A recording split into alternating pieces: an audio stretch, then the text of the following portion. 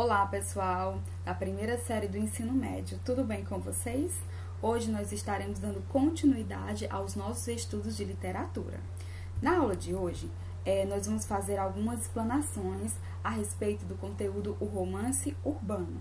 Nós já estudamos a primeira, a segunda e a terceira geração do romantismo no Brasil, mas é de extrema importância falarmos sobre a questão do romance urbano, tendo em vista que no romantismo, nós vamos ter algumas ramificações, como romance urbano, romance indianista, que é importante nós de uma maneira mais minuciosa.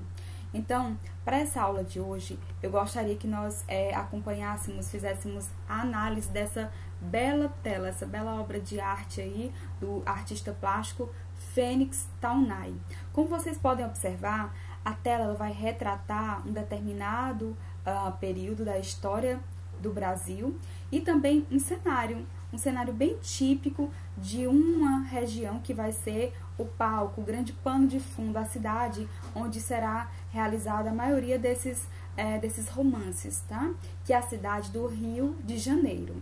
Então, vocês podem observar aí como seria esse cotidiano, as vestimentas que as personagens, as pessoas usavam, como era a questão, a composição das ruas, a questão também de como a questão a própria arquitetura da época, como era a composição das casas, a questão da engenharia civil, né, onde como a arquitetura, como esses casarões eram imponentes em termos de, para a época, né, a altura, as janelas que eram bem grandes, até a gente fazendo uma comparação com o nosso período atual.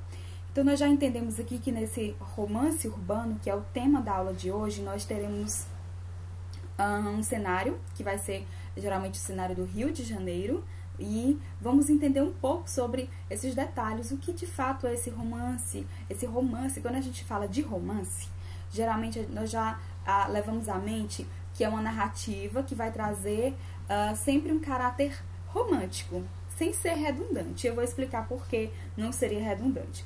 Veja só, o romance, como você já sabe, é um gênero textual e ele apresenta uma narrativa mais complexa.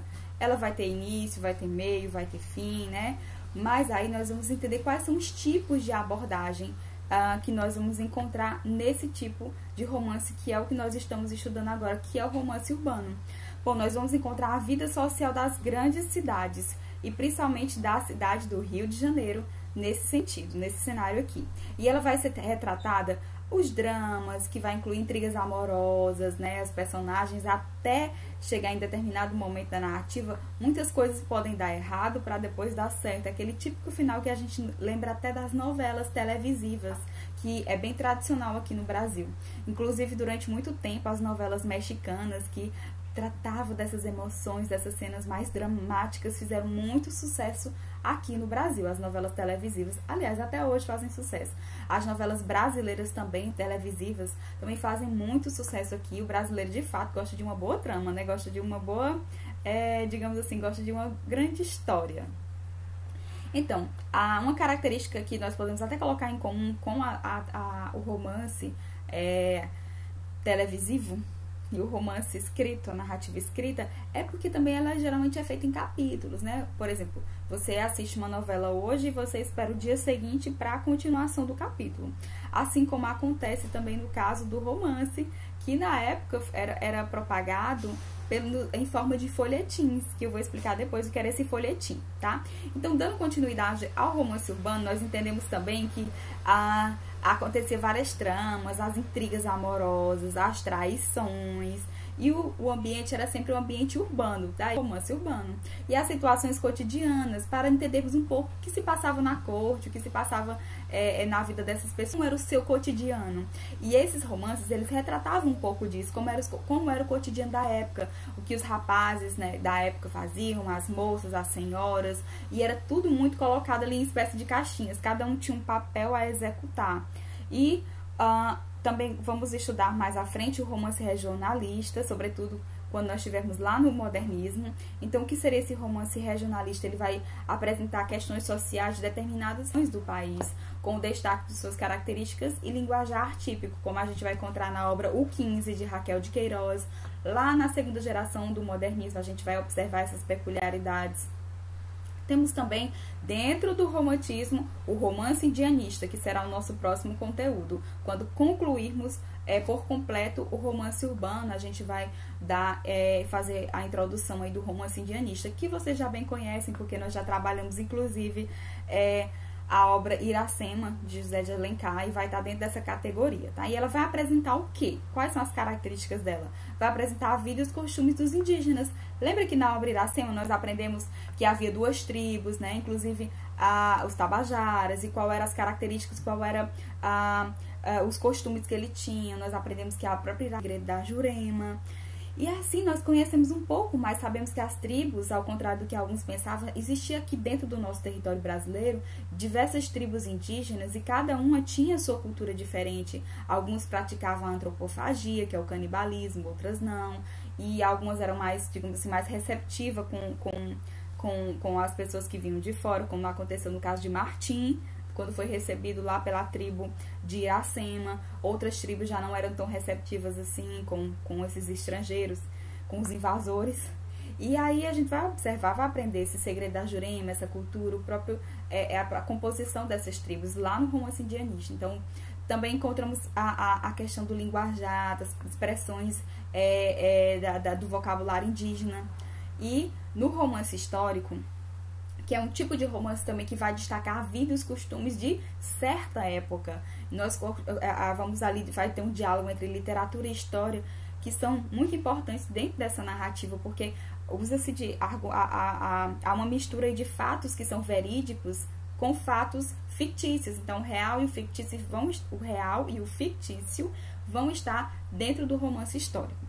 Na aula de hoje, esse conteúdo, nós estamos estudando o romance urbano. E para ficar mais compreensível, né, mais didático, eu trouxe aqui algumas características para a gente situar esse período aqui da literatura. Então, o romance urbano ele também pode ser cobrado no vestibular como romance de costume. Romance de costume, que é o retrato da vida na corte. Então, eu tenho um retrato da vida no Rio de Janeiro, como era a vida do Rio de Janeiro nesse período. E como é que está situado esse período do romance urbano? Ele vai suceder, ele vai ser depois do condoreirismo e antes do romance indianista. E o que ele vai propagar? Qual era a intenção dele? Era disseminar os costumes e valores de quem? Da elite carioca, aí do início do século XIX. Então, nós vamos ter os saraus, as grandes festas, os bailes, onde as moças se vestiam com seus vestidos com inúmeras camadas de tecido, tecidos finos, colocavam ali os detalhes, os adornos do cabelo. Os homens se trajavam também tão belos quanto as mulheres, cada um com o seu brilho. E havia aí, nesse cenário, o que vinha surgindo aí também com tudo isso era o público leitor. O público leitor brasileiro muitas vezes consumia literatura estrangeira, sobretudo a literatura, os romances franceses, porque ainda havia uma certa carência dessa escrita a qual ela se identificasse. Grande público, os grandes escritores vão perceber que o grande público leitor dessas obras eram nada mais, nada menos do que as mulheres, esses romances idealizados. E um em especial, que é o José de Alencar, ele vai tratar ele vai colocar essa personagem, ele vai enxergar, olha que empreendedor, né, que o José de Alencar foi. Ele enxergou esse público leitor, ele pensou, vou escrever para essas mulheres. Eu tenho um público e eu público consumidor, e eu vou escrever algo que vai chamar a atenção, eu vou conseguir fidelizar esse público. E de fato assim aconteceu. É tanto que nós vamos encontrar aí obras como Lucília, Senhora, Diva, que trazem, né, como título da obra o nome de mulheres, e foram muito bem aceitos pela crítica e pelo gosto popular dessa elite da época. Então, Nas características nós já mencionamos, né, que nós vamos ter as intrigas amorosas, né, sempre vai ter uma disputa, às vezes é um triângulo amoroso, a mocinha tem que disputar o mocinho com outra moça, ou o rapaz vai ter que disputar a mão daquela donzela, que muitas vezes não é permitido por algum contratempo, ou por situações familiares, enfim, por questões de padrões sociais, e isso tudo vai causar uma grande expectativa pelo público que quer acompanhar até o final ali daquela narrativa. Das desigualdades econômicas, nós vamos ter na obra Senhora, inclusive a personagem Aurélia Camargo, que depois nós vamos fazer a análise específica dessa obra também. Ela é uma jovem pobre e se apaixona pela personagem, que também não é de uma classe social mais elevada do que a dela naquele primeiro momento da narrativa, mas que ele precisa do dote, que era um valor em dinheiro oferecido pela família da noiva, para poder casar suas irmãs. Então o dinheiro para ele também era necessário para dar continuidade, fazer o papel do pai, já que ele já era órfão de pai e era o responsável pela família, pelas suas irmãs e sua mãe, ele também vai precisar daquele dinheiro. Então a questão da desigualdade econômica, quando ele recebe da Adelaide, o Fernando Seixas, quando ele recebe um dote do pai da Adelaide, a proposta de um dote, ele vê naquele dote a oportunidade de casar a sua irmã, mesmo sendo apaixonado pela Aurélia Camargo, que depois vai ter uma reviravolta toda que a gente vai ver na aula que a gente for tratar essas obras do José de Alencar. Mas nós vamos perceber que a questão da desigualdade econômica já é muito evidente. As pessoas já tratavam melhor ali na época, desde aquela época, né, tratavam melhor quem tinha dinheiro, era quem mandava na sociedade, e os pobres bem descritos. O José de Alencar vai fazer isso na própria roupa, na maneira como as personagens estão vestidas, mostrando aí a que classe social elas pertenciam também. Bom, o final é invariavelmente feliz, sempre com a vitória do amor. É aquele típico romance idealizado que a gente gosta de ler, mas que não vai trazer nenhuma quebra de expectativa no leitor. A gente vai encontrar isso só lá no realismo. E a princípio, esses romances eles vinham em forma de folhetins. E também a gente vai trazer, como eu falei, a apresentação da mulher vai ser bem característico nesse período. Eu mencionei, trouxe aqui essa imagem até para vocês acompanharem dessas 3 obras, Lucília, Senhora e Diva. Que interessante que na Record, a Rede Record fez uma novela que ia trazer a trama. A Record fez de uma forma muito bonita a sua leitura, a sua releitura sobre essas obras, e essas atrizes são as atrizes que fizeram os papéis principais das protagonistas, e foi muito interessante. Inclusive tem no YouTube, se algum de vocês tiverem a curiosidade de assistir algum capítulo de uma dessas 3 novelas que foi inspirada nessas obras do José de Alencar, eu recomendo, que é muito gostoso de assistir, vale a pena.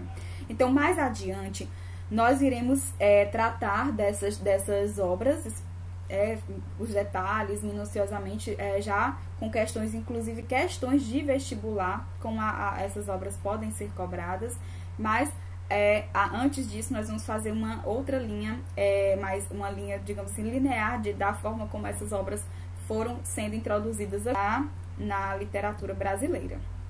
Como elas eram lançadas, ao contrário de hoje, né, que a gente tem os livros. Por exemplo, você compra um livro, e aí esse aqui, por exemplo, no Casmurro, você comprou o livro e ele vem aqui, você consegue ler, se você quiser ler em um dia, 2 dias, se você conseguir, né, eu já teve períodos que eu comprei obras que eu passei a madrugada inteira lendo, eu fiquei super curiosa. Eu lembro que a obra Azevedo, A Noite na Taverna, eu fiquei tão curiosa que eu li, acho que eu passei a madrugada toda lendo a narrativa.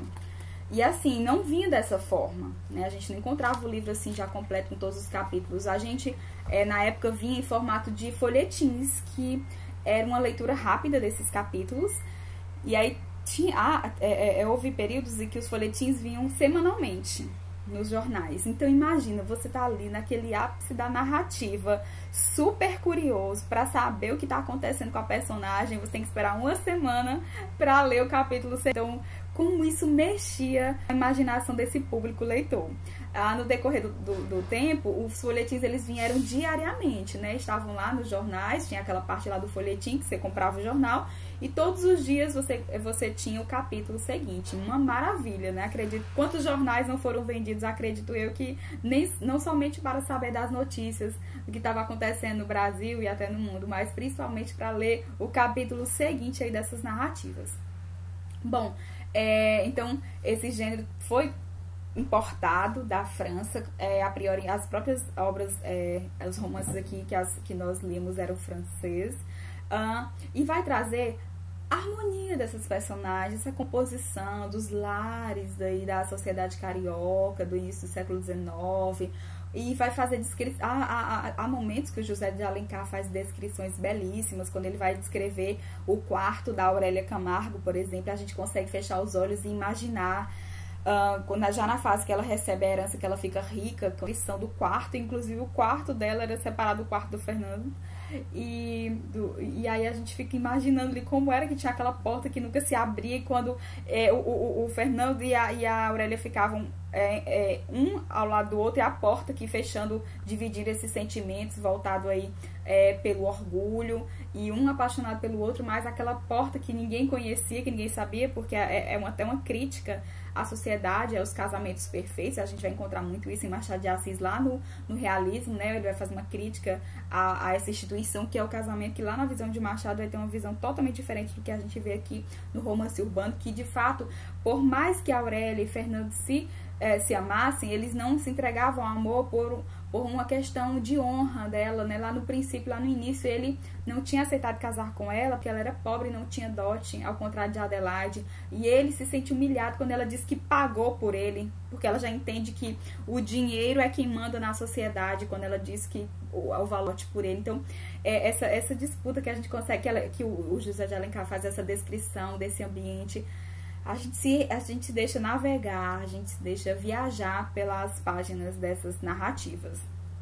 Então vamos ter também conflitos, nesse momento mesmo que as personagens, eles discutem, são os momentos de conflito, bastante no ápice da narrativa, a gente fica imaginando o que vai acontecer no capítulo seguinte, e era exatamente isso a proposta. No seguinte, você ia lá, comprava outro jornal, porque tinha lá o folhetim, e você ia acompanhar a continuação da narrativa. Muito legal. Acredito que isso causava uma curiosidade muito grande nos leitores.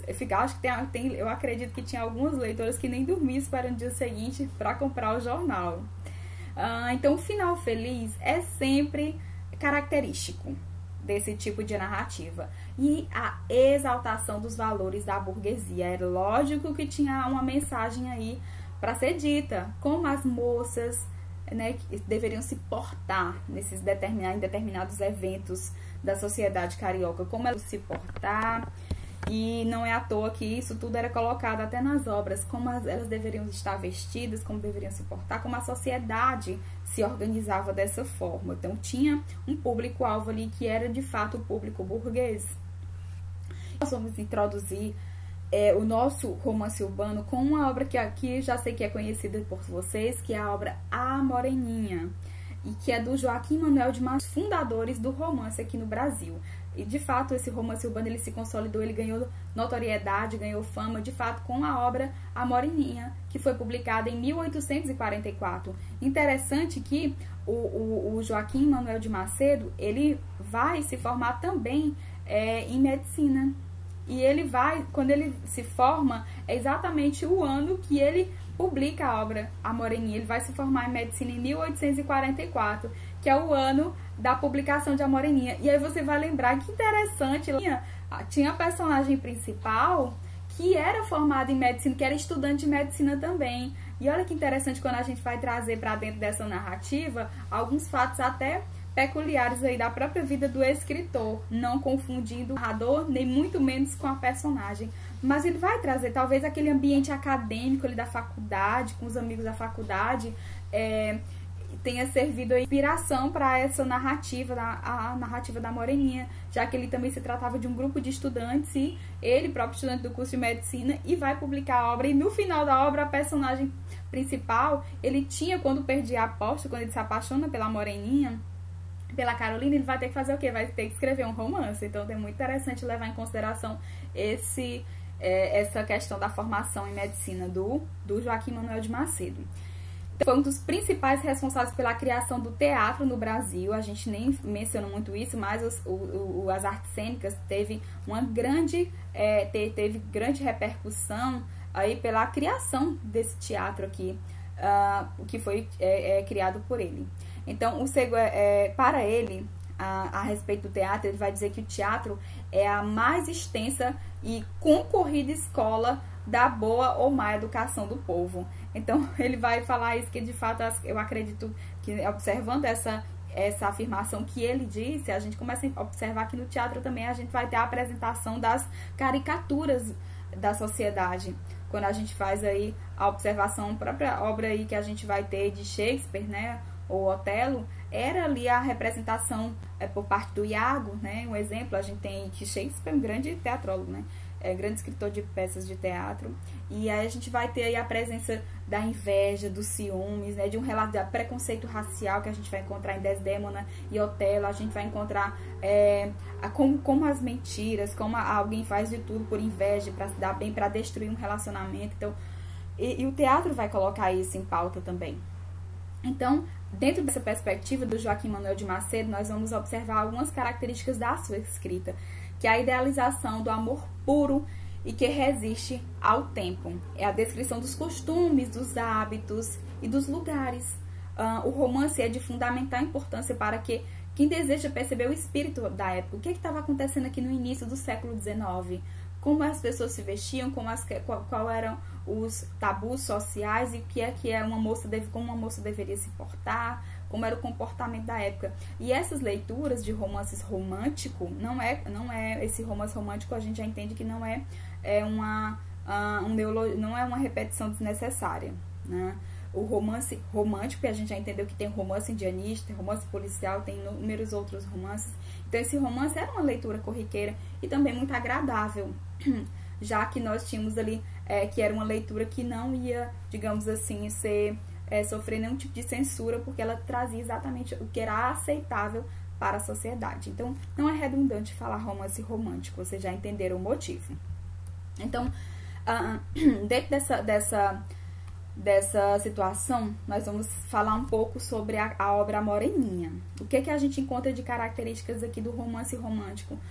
Como foi que o autor colocou essas personagens e por que ela agradou tanto ao público. Então, nós vamos ter a interação dos locais, esses jovens estudantes, e que quando eles se reúnem ali, eles vão, o Felipe, o Augusto, o Fabrício e o Leopoldo, eles vão conversando, e aí eles vão, um faz o convite para o outro, vamos lá, Felipe convida, vamos lá passar o final de semana, ou vamos passar o feriado na casa da minha avó, que é na ilha de... Interessante que ele não vai dizer, em nenhum momento da narrativa ele vai falar o nome da ilha. Ele sempre vai dizer ilha de, e é interrompido por alguém. E essa ilha, vamos imaginar essa ilha como um microcosmo, sabe? Como aquele mundo onde a sociedade burguesa vive, onde tudo é muito perfeito, os jovens são bem-nascidos, entre aspas, as moças são bem-nascidas, são filhos de nobres, são pessoas da elite, que têm acesso a uma boa educação, são estudantes de medicina, as moças são prendadas, e tudo aquilo ali vai ser colocado, aquelas festas de sarau, é tudo muito bem colocado ali para dizer que é fechado, não é para qualquer um, não é para aquele que está lá no subúrbio do Rio de Janeiro, mas é para aquele que vive naquela ilha, naquele microcosmo, naquele pequeno mundinho elitizado. Então, essa é a minha visão dessa ilha, tá? Perdão, bati aqui no meu microfone. Essa é a visão dessa ilha que a gente vai ter. Essa é a minha interpretação dessa ilha, tá? Ele não vai dizer que ilha é essa, mas vamos enxergar essa ilha como esse mundo perfeito aí, onde esse romance se passa. Boa parte do romance vai passar nessa ilha. E as personagens Felipe, Augusto, Fabrício e Leopoldo, nós vamos encontrar aí com as meninas, a Dona Carolina, a Joaquina e a Joana. Então, o foco do livro é o romance que vai nascer entre quem? Augusto, medicina, que é aquele jovem que é descolado, que paquera todas, mas não ama ninguém. Ele tem medo de se entregar ao amor, ele tem medo de se apaixonar. E a Dona Carolina, que ainda é uma adolescente, uma menina de 14 anos, ainda não conhece o amor, mas é uma menina muito observadora, muito esperta. E essa artimanha, essa talvez misturada com essa inocência, vai chamar a atenção do Augusto. E que é irmã do Felipe, né, como eu mencionei. E a gente vai observar nessa imagem que eu coloquei pra vocês, que é de um filme brasileiro inspirado nessa obra, na obra A Moreninha, em que nós observamos aí como eles estão muito bem trajados. Observamos também a presença aí das moças com seus vestidos bem enfeitados, o cabelo todo ornado da forma como era aceito, como era indicado para a época, como elas deveriam estar. E lá no romance, no livro de vocês, inclusive, há uma descrição que o autor faz de como elas deveriam se portar, como essas donzelas deveriam se portar. E aqui na página 96, vocês vão encontrar aqui, no primeiro parágrafo aqui da página 96, vocês vão encontrar aqui, gente, vocês vão encontrar uma descrição de como era o sarau, de como eram essas festas e como é que essas mocinhas deveriam estar lá, tá? Como elas deveriam estar sempre sorrindo, com aquele semblante simpático. E era bem interessante, era como se fosse um manual. Você tem que ler o romance para você saber, quando você for pro sarau, você saber como se portar. Bem interessante aí, e interessante, porque isso era de fato, era a grande festa da época, era a festa que esperava-se o ano inteiro para um acontecimento, sempre que tinha esses acontecimentos muito bem esperado, e as moças já preparavam as roupas, era toda aquela animação, os rapazes já ficavam criando expectativa das paqueras, enfim. Então, a gente vai encontrar nessa narrativa o amor impossível. Geralmente a gente encontra amor impossível e mulher idealizada, que são frequentes nessa prosa romântica. No início é um amor impossível, porque eles, quando eram mais jovens ainda, o Augusto e a Carolina, eles se encontram num determinado local e fazem uma promessa de se casar um com o outro. E aí eles vão embora, nunca mais se encontram, não sabem nem o nome um do outro, e é só no final da narrativa que eles vão descobrir quem é o outro por causa de um determinado amuleto que um deu de presente para o outro. Então, para resolver o impasse amoroso, costuma haver duas saídas. Geralmente, nesse tipo de romance, ou tem um final feliz ou um final trágico. O final trágico a gente vai encontrar lá em Lucília, tá? Guardem essa informação. Nessa narrativa da Moreninha, nós temos o final feliz, idealizado, o casamento do Augusto com a Dona Carolina, e vai ser muito bonito. Aquele final que os corações ficam felizes com tanto amor que está sendo aí propagado na narrativa. Então, a Moreninha, o impedimento no início é superado por coincidência. Os personagens se conhecem, como eu falei, e depois eles vão descobrir 7 anos depois que eram eles que tinham se encontrado, e aí isso vai resultar no final feliz, e é considerado perfeitamente de acordo com o ideal amoroso romântico aceito pelas normas sociais. Então, Augusto vai escrever no final, quando ele de fato ele fez uma aposta dizendo que não ia se apaixonar por nenhuma das primas do Felipe, e se apaixonou logo pela irmã dele, a Dona Carolina. Então a aposta para que se ele perdesse era escrever um romance, e ele vai dar nome ao romance, que vai ser A Moreninha, fazendo referência à Dona Carolina, que era a irmã do Felipe. Então, interessante que eu mencionei lá no início que a profissão do autor da obra, ele era o quê? Tinha se formado em medicina exatamente no ano que ele vai escrever, vai publicar essa obra. Interessante, bem interessante. Então, outro autor que também merece destaque dentro do romance urbano vai ser o Manuel Antônio de Almeida. O Manuel de Antônio de Almeida, ele é um carioca também, e também vai tratar aí do romance de costume. Ele vai ter escrito somente um livro, mas esse livro ele fez muito sucesso. E observem aqui que há uma grande diferença entre A Moreninha e a obra de Manuel Antônio de Almeida, que vai ser Memória de um Sargento de Milícia. Observem. O que ele vai tratar? Lá em A Moreninha eu tinha o quê? Eu tinha os grandes casarões, eu tinha os bairros nobres, eu tinha os salões de festa, as pessoas elegantes, os bem-nascidos da época, o sangue azul, os nobres.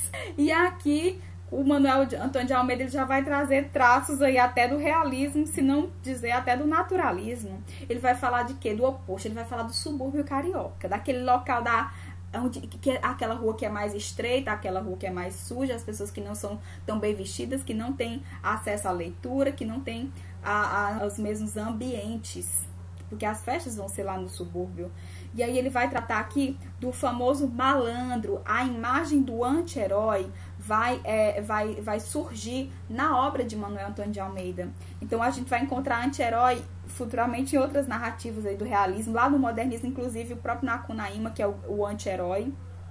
E também o humor causou, você deve estar pensando, professora, mas isso não causou censura por parte da crítica da época, já que a gente viu que na Moreninha era tudo muito bem colocado para que não sofresse esse tipo de censura. Mas ele escreve de uma forma mais cômica, mais bem-humorada, de maneira tal que, assim como no Alto da Barca do Inferno de Gil Vicente, o público está ali assistindo, o próprio clero está assistindo e não se sente ridicularizado, sendo que algumas das personagens fazem crítica exatamente ao clero. Entendeu aí a situação?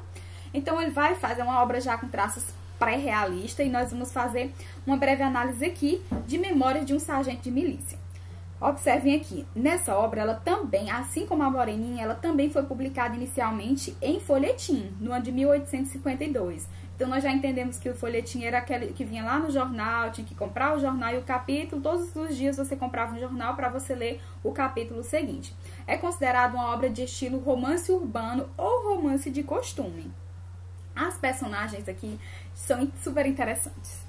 A gente tinha aqueles personagens lá, né? Felipe, Carolina, Augusto, Joaquina. A gente tinha personagens com os nomes tão bonitos, né?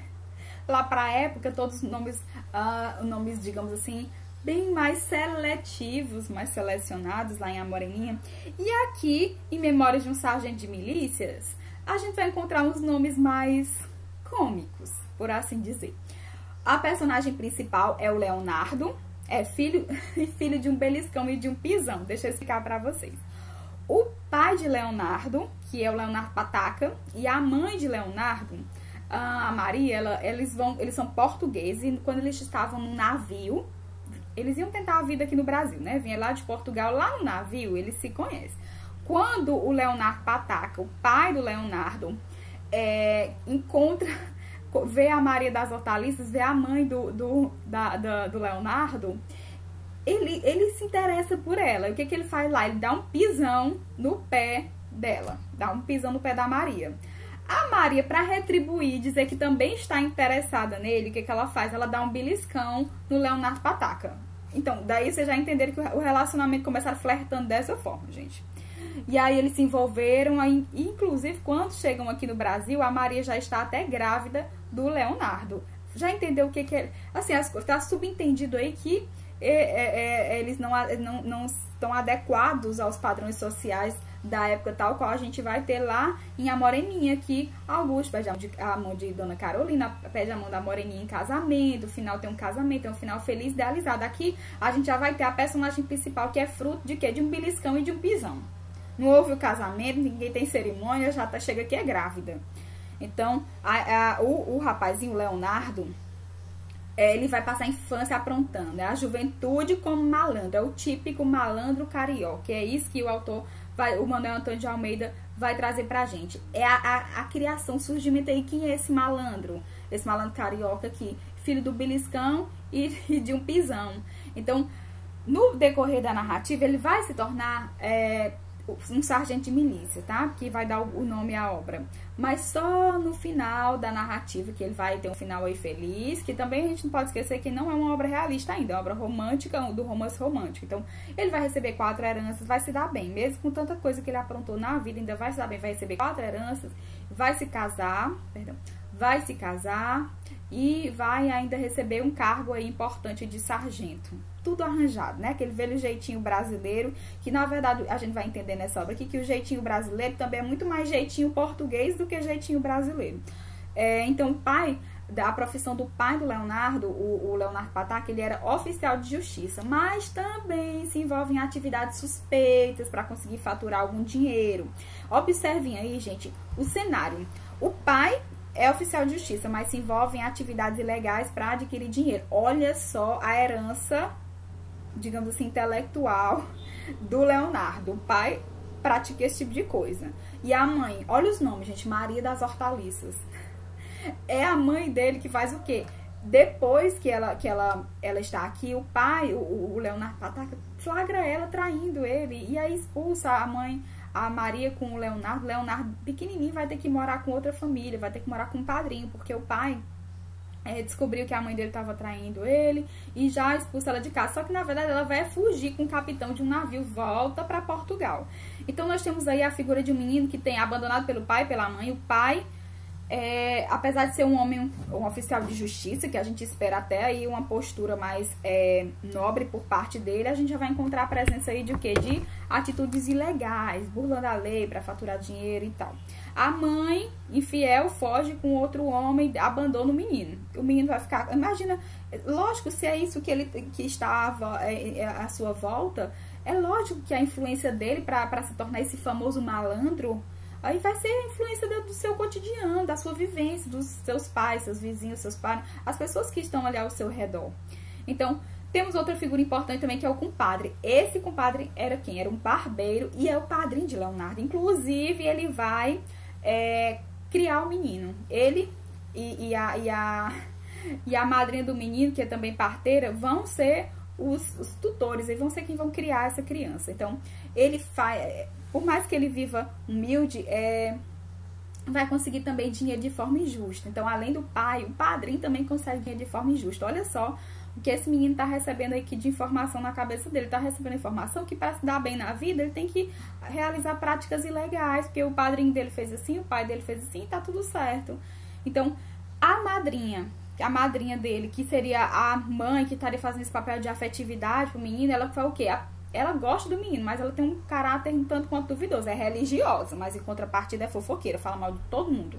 Até para conseguir conseguir as coisas pro Leonardo, ela inventa fofoca para destruir o relacionamento dos rivais lá do Leonardo. Então, é uma narrativa aí que a gente vai trazer o perfil já desse carioca, a gente vai trazer caricaturas aí do subúrbio, e não é só do subúrbio, a gente sabe que esse tipo de personalidade também está presente lá nos casarões, lá nas ruas nobres, lá nas grandes festas, mas é tudo muito camuflado e muito sutil, não pode ser colocado tal qual está sendo colocado aqui nessa obra.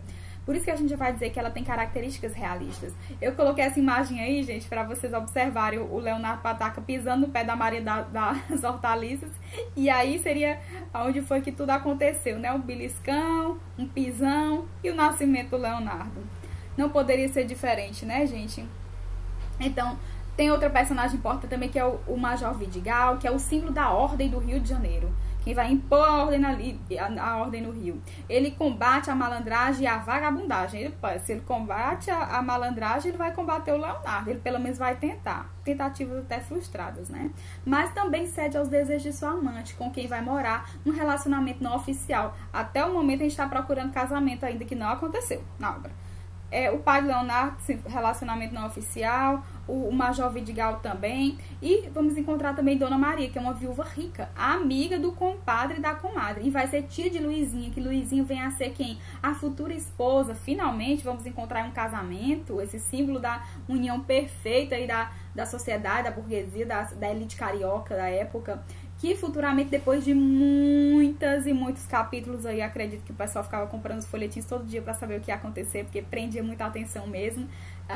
Até que depois de muitas reviravoltas, o Leonardo vai se casar com Luizinha, que também vai receber a herança. Ela vai vir a ser a esposa dele, vai receber a herança, e é por isso que a gente vai dizer que eles vão acabar, o Leonardo vai acabar recebendo 3 heranças aí no final da narrativa. Então, pessoal, no final da narrativa, como é um romance, se enquadra na categoria do romance urbano, ela já vai fazer aí uma espécie de introdução ao realismo. A gente já vai encontrar aí um anti-herói, já vai encontrar aí a figura do mau caráter, a gente vai encontrar no naturalismo também esse tipo de postura.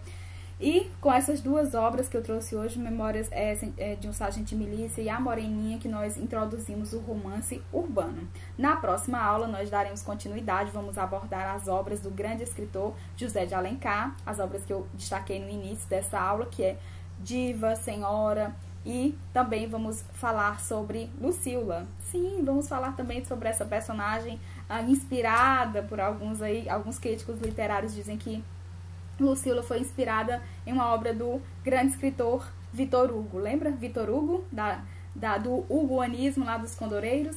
Pois bem, na próxima aula nós daremos continuidade a essa temática do romance urbano. Até a próxima aula!